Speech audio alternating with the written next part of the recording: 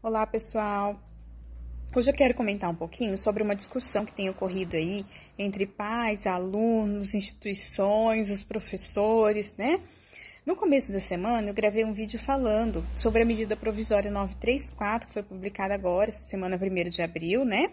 Que estabelecia algumas medidas excepcionais para as instituições de ensino superior e instituições de ensino básico referente à educação, à crise do coronavírus e tudo mais. Porém, em nenhum momento, essa medida se referiu à portaria que já tinha sido publicada em 17 de março de 2020, a portaria 343, que veio dispor sobre a substituição, olha bem, pessoal, substituição das aulas presenciais por aulas por meios digitais, enquanto durar a situação da pandemia do coronavírus, portaria 343. Importante aí para os pais que estão com alguma dúvida do que pode ou não, tá bom? Então, assim, o que essa portaria permitiu? Que durante a crise do Covid-19, o MEC ele permitiu a substituição das aulas presenciais, disciplinas já em andamento, por aulas que utilizem meios de tecnologias de informação e comunicação. Não especifica que meio utilizar, tá?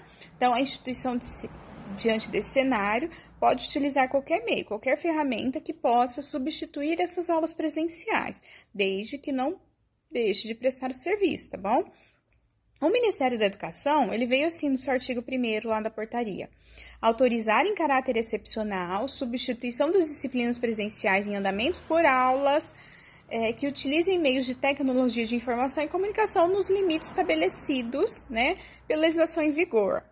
E ainda fala que o período dessa autorização, de que trata, terá 30 dias prorrogáveis a depender da orientação do Ministério da Saúde. Ou seja, se nossa situação do coronavírus se prorrogar, prorroga-se também a medida, E ainda fala o seguinte, que nesse cenário, gente, o que acontece? Nesse cenário, um dos principais questionamentos mais frequentes que a gente tem recebido das instituições educacionais, dos alunos, dos pais, é o que diz respeito à realização das provas na modalidade nesse cenário, Então, algumas instituições, como por exemplo, aqui eu leciono, o que nós optamos?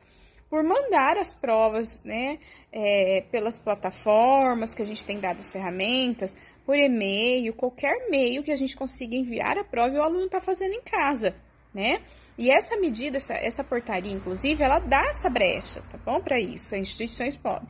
Outras instituições ainda não se posicionaram. Acho que é o momento de se posicionar, porque os alunos também estão preocupados, Os pais estão preocupados. Como que os alunos vão fazer todas as provas juntos quando voltar na aula presencial? E a gente, quando voltar, quando nós nem sabemos quando vai ocorrer, Então, é uma preocupação generalizada, sim, E lá no inciso 2º, ele ainda fala o seguinte, será de responsabilidade das instituições educacionais, a definição das disciplinas que poderão ser substituídas, porque, é claro, gente, nem toda disciplina é possível utilizar os meios, tem algumas que tem que ser presencial mesmo, inclusive estágio, E a disponibilização das ferramentas que os alunos permitam o acompanhamento dos conteúdos. No nosso caso, a gente está usando uma plataforma específica, mas além da plataforma, nós estamos utilizando e-mails, utilizando outras ferramentas digitais que deem esse acesso ao aluno. O importante é não deixar o aluno sem respaldo, tá bom?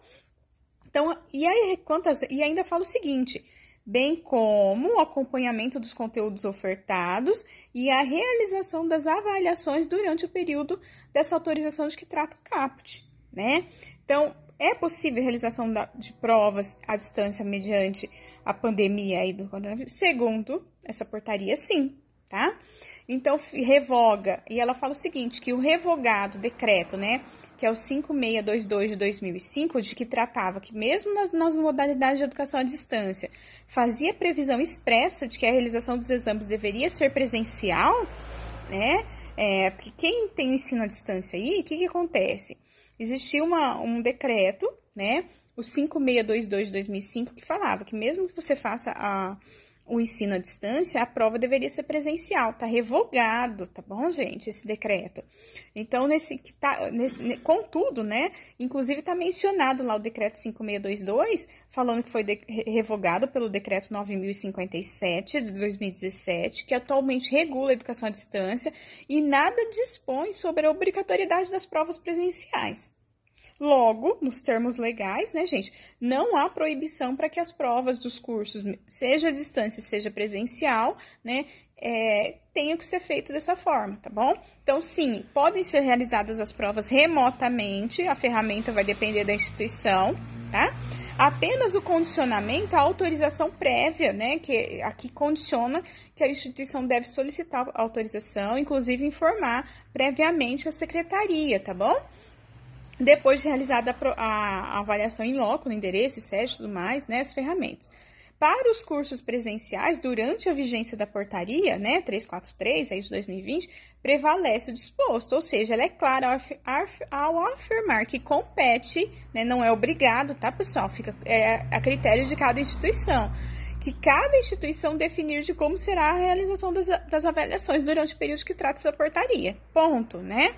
Fica vedada ainda a aplicação da substituição, de que trata o caput, né, dos cursos de medicina. Os cursos de medicina todos, né, tanto a medida provisória anterior, né, como essa portaria, eles já vieram com algumas exceções, porque o curso de medicina, né, tem a questão das práticas profissionais, né, e fala ainda que as instituições que optarem pela substituição das aulas deverão comunicar ao Ministério da Educação com a providência com 15 dias de antecedência, lembrando que essa portaria foi de 17 de março, né, então já tem alguns dias, e alternativamente a autorização de que trata, as instituições de ensino poderão suspender as atividades acadêmicas presenciais pelo mesmo prazo.